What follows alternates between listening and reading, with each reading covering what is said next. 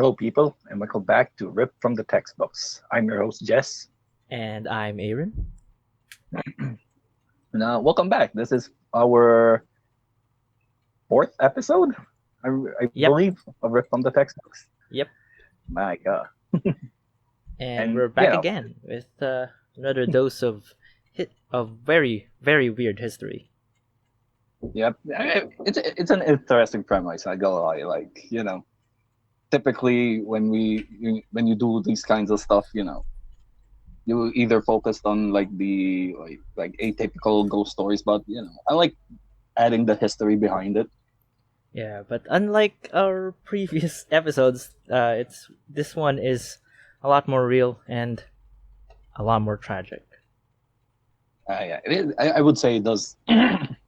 To some degree, it does like hit a little too close home Yeah. because like literally this one happened in the a couple of cities from here. Really? Yeah, I it's in mean, Manila. I've only been there like a few instances. Like there was one Mhm. time I went to uh the Manila. There was an art museum, I think. Mhm. It was a Philippine art museum, and and I happened to pass by the Manila Film Center. I didn't even know it was the Manila Film Center because it was like there was a sign called "Amazing Show." Mhm. I thought it was like Mhm. it's probably just some, you know, some carnival thing or some theater thing.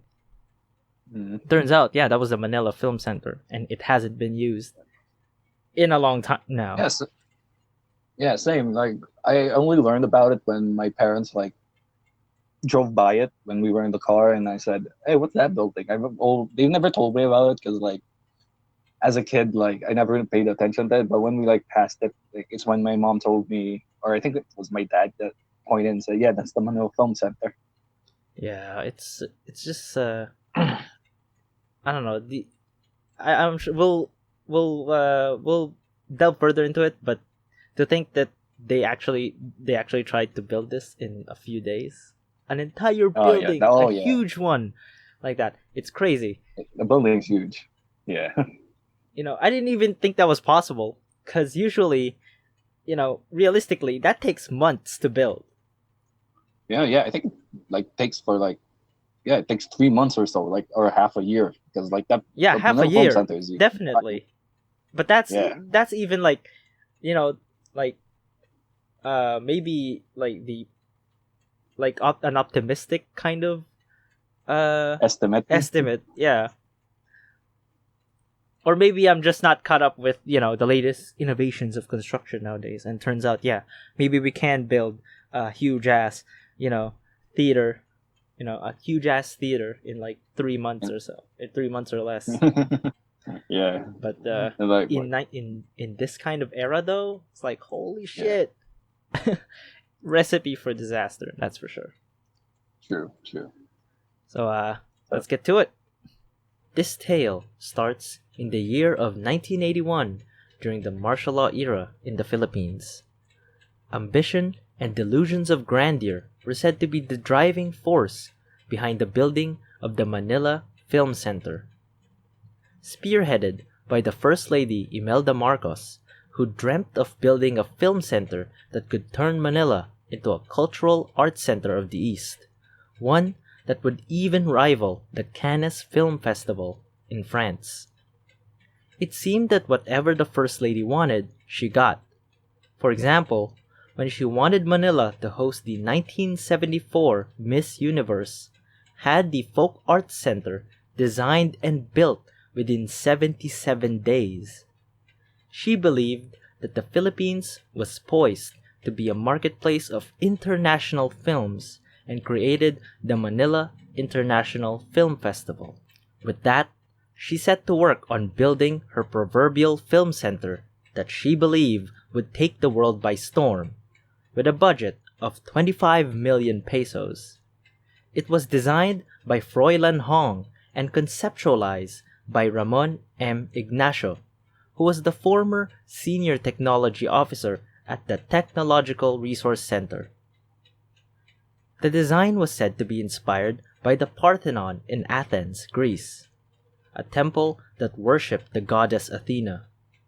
Consultations from UNESCO, or the United Nations Educational, Scientific, Cultural Organization, eventually redesigned the once grand plans for the film center to house an auditorium, a film lab, and film archives.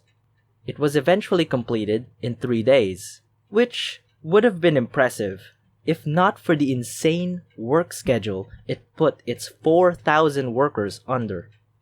They all had to work 3 shifts in 24 hours, so the expected 6-week project was finished in a mere 72 hours. To many people, it was a disaster waiting to happen, and happen it did. On the night of November 17, 1981 at 3 a.m., the scaffolding on the 4th floor collapsed, and workers became buried in the quick-drying cement. The issue was blamed on the excessive use of this cement that was poured on each floor without waiting for the layers to dry. This was due to the rush schedule and endless work hours. It was a horrible scene of people being carried out in stretchers, frozen in cement. One witness even described how a man who was half buried but still alive was sung Christmas songs in order to prevent him from going into shock. Jackhammers were eventually used hours later, after the cement had hardened. In the aftermath, 168 workers died in the incident. Some were buried alive by the quick-drying cement. The Marcoses, fearing a scandal, ordered a media blackout, only allowing media responders and news stations to enter and report on the scene 9 hours after the accident had occurred. Construction was later allowed to resume under the order of Benny Benitez, almost as if nothing had happened. It eventually unveiled for the first Manila International Film Festival on January 18, 1982, and concluded on the 29th. 17 films were shown in the film festival. Guests who were in attendance included famed celebrities such as George Hamilton, Peter Ustinov, Priscilla Presley, Jeremy Irons, and Brooke Shields. The New York Times even said it was an all-out spectacular. The accident seemed like a fading memory as Imelda Marcos's vision for the film center had come to life. But the film center soon fell into hard times. The $5 million subsidy allotted for the festival was disapproved by Prime Minister Cesar Virata. Imelda then created an agency, later to be known as the Movie and Television Review and Classification Board, or the MTRCB, which allowed the showing of softcore pornography in the center due to the exemption of all films except during festivals that allowed this sort of content to be shown. This proved extremely popular for men who lined up in order to view them. But the earnings were not enough to pay off the debt that the Marcoses incurred for the construction of the film center, worsened after the Marcoses were ousted after the EDSA revolution in 1986. It was later abandoned after the 1990 earthquake in Luzon, when it was declared unstable due to structural damage. Attempts to revitalize and reuse the center were made over the years. Most recently, in 2012, when the amazing Philippines Theater regained its lease, but once again it was abandoned after a fire occurred in 2013, resulting in 2.1 million pesos in damages. It was the final nail in the coffin for the once famed film center that was the piece de resistance of the first Manila International Film Festival. Interest in the film center continued to persist to this day, but for entirely different reasons. A more paranormal one. Ghosts apparently haunt the place. The angry and vengeful souls of the 168 workers who died in that accident on November 17, 1981. Even during the 1982 festival, strange occurrences happened. Usherettes would complain of an odd smell in the backstage and the cold feeling of someone blowing on their skin. According to some stories from the workers, their deceased colleagues would often show themselves to them and some of the guests. Rumors even claimed that a fortune teller told Imelda Marcos that she would die if she stepped foot in the theater. And several exorcism rites and blessings were performed on the Film Center prior to the festival. Betty Benitez would later die in a freak accident months afterwards, many blaming the spirits for taking their revenge on her for the decision to continue the construction despite their tragic deaths. Now, the Manila Film Center sits abandoned, a vision of what could have been the site of a spectacular place that could have helped propel Manila into international status as a cultural arts symbol, and is nothing more than a shining reminder of the glam and glory of Imelda Marcos's blind ambition and the corpses she stepped on in order to achieve it. Wow. Damn. I just gotta say, holy shit. You know when you're so desperate, you start showing porn in the film center? That's the funniest part. Like, I would have loved to there's see so that, honestly. Yeah. Apparently, like I would have paid to see that. when I was researching it, apparently there was an incident where they even like almost broke the doors because they were so desperate to watch it. Yes, during, the premiere. horny is just too strong. Yeah, it couldn't be contained. It's Like, like, oh, what the that fuck? was- The door literally almost broke because of these horny men. Yeah, apparently, but like that. What the fuck? Imagine being that desperate. Thank God we have the internet. Imagine being seen by your by like your friends or your classmates. It's like you're lined your up in boss, the like- Manila Film Center. It's like, Imagine Yo! like you played hooky to your boss. yo, is that Aaron? Aaron, what you doing there, man? To try to hide your I'm face. lining up for a friend. I'm just doing him a favor, you know. I'm He asked me for this. Take his place in line. lining up for a friend. I'm a good Christian boy. But yeah, dang, like the history of the Manila Film Center is it's admittedly very dark. Yeah, it is 168. Imagine that. And I'm pretty sure a majority of them like they died being buried alive. Yeah. That's gotta be Did the they worst. even get him out of there, or were there some that remained in the building to this day?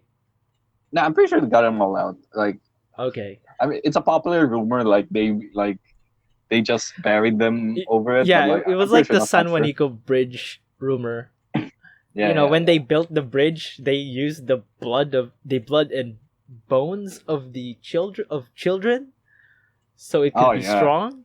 That's a weird Oh, freaking really? rumor, honestly. Like, It's- what it's- the hell? yeah. It's in the same vein, but like I doubt it. Like I'm pretty sure that happens, it's gonna smell. Yeah, it will. And I don't think the blood of the innocent, blood of innocent children and the bones of innocent children would make your bridge stronger. I'm sorry. True. Good engineering is what does that.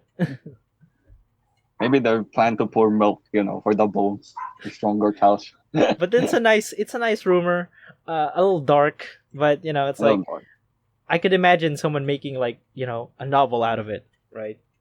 So it's like the bridge is haunted by the blood of the innocent. Yeah, the bridge is haunted by the kids who were sacrificed for this bridge. For the bridge.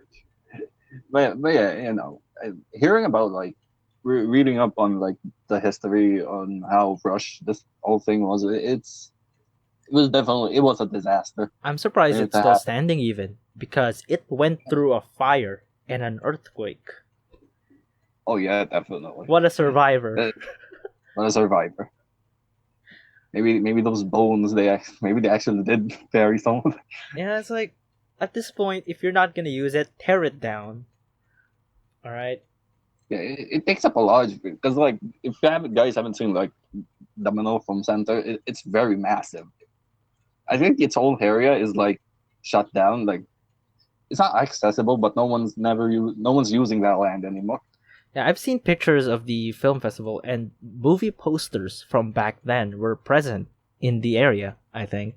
I don't know if it's like Really? latest movies or movies back in the 80s when it was built. But honestly, as someone who likes, seeing these abandoned areas, it's like a time capsule if it's true that everything in that area is still there, right? Everything in that film festival was still there. That would be a nice, thing to see, honestly. But Yeah. I only saw like the images of the first floor, the entrance, and it had like movie posters in there. That's really nice. Can you enter the building now? No, I'm pretty sure you can. I think it's blocked off. It is blocked off. No one can enter Oh, it. right. It's too because of course structurally dangerous, and it's like it's one of those cases where they don't really know what to do with it, really. So it's like don't probably. enter. It's like we're still figuring out what to do with it. There's fucking ghosts in Please there. stay away until we figure it out. True. And to think that all these other big Hollywood names actually came to the country and to Jeremy Irons, like that's okay. I gotta look him up. Who the hell is Jeremy Irons? it's the guy who played Alfred in the new Batman v Superman. Oh, for real? Hold up, I gotta see him. I gotta look it up. Yeah, but it's I know it's a Brooke very Shields. I mean it's Brooke Shields. Jeremy Irons. Hold up. It's like, dude must be real old now. Oh, hold up. This rip from the textbooks became celebrity talk. That's alright. And like okay, yeah, okay, sure, yeah, I recognize him now.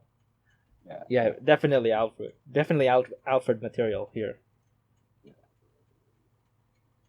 And he was also the villain in Die Hard with a Vengeance. Oh yeah, he was like Hans's brother. Yeah, that was an amazing movie. All things considered, not as great as say the first one, but I like it nonetheless. It's better than the second one, I have to say. Yeah, the second one felt like a Die Hard. It's a one version 2, but in an airport. Yeah.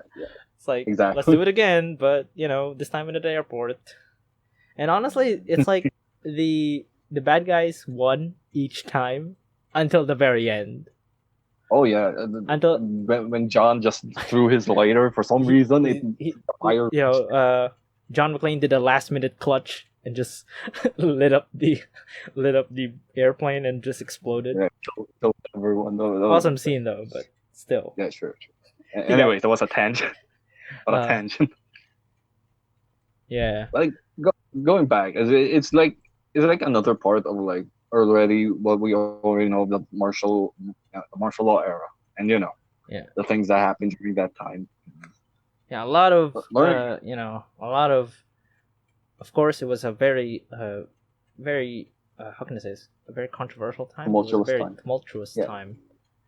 A lot of corruption happened, a lot of deaths, a lot of disappearances happened during the time, and this is just part of the history. The laundry list. The laundry list of bad stuff that happened during that time. And it's Imelda Marcos, like to us, I guess to a lot of people in the world, they already know who she is. I mean, she's a bit infamous for like being so glamorous. She buys shoes on the daily. I think during her heyday. It's like, is that a shoe? I'd buy it. Oh yeah, I think she has. Can I wear that on my foot? How big? Does it cost $1 million? I'll take 20. Give it. But yeah, Imelda Marcos. She's a bit of a character already. Personally, I see where she's coming from. Okay, this one. Okay, like raising the cultural, standard. Of course, making us, rival France. Yeah, making us seen as a cultural center. I get that. But making a theater in 4 days. It's insane. I mean, she had a theater built in 7 days. So, maybe... let's do it again. But this time in 4 days. It's like, what? I feel like it's God. just a means to flex. Like, oh, this film center was made in 4 days. Now look at what you've Yeah, done. but 168 yeah, but lives. yeah, but like to me, if they flex that, I'm like, yeah, that doesn't sound that Yeah, doesn't sound very it feels like, structurally yeah, sound. it is like, it's like a misguided, like, it's a misguided way to flex. Mm, definitely. Like, no one does that. There's a reason why people don't make structures in this short amount of time. Yeah, it takes planning, and But and we considering it always was, see its results. yeah, considering it was it was a very, it was like you can't say no at the time. I think no one could say no. Could say, No yeah, one they could will say, like. "Hey, this is a bad idea." I mean, it was the first lady, so Yeah, it's you like, know. oh, okay, fine, we'll make it work. And yeah, we always saw the consequences. Yes, It's and very apparently, tragic. yeah, and a lot of vengeful spirits apparently. So True. look forward to our next special. We go to the Manila Film Center. I'm We're just gonna playing. go like vlogging there for a night. Yeah, I'm just playing. I think the guards would just ban us, would just arrest us on site or some shit. Oh yeah, with the current curfew, yeah, we're gonna send the Caesar's legions might on us. Yeah, it's just yeah, it's a very weird time actually currently. Mm, currently. But yeah, a lot of people just getting arrested just by going out of their front door. Crazy Oh yeah, times. great times.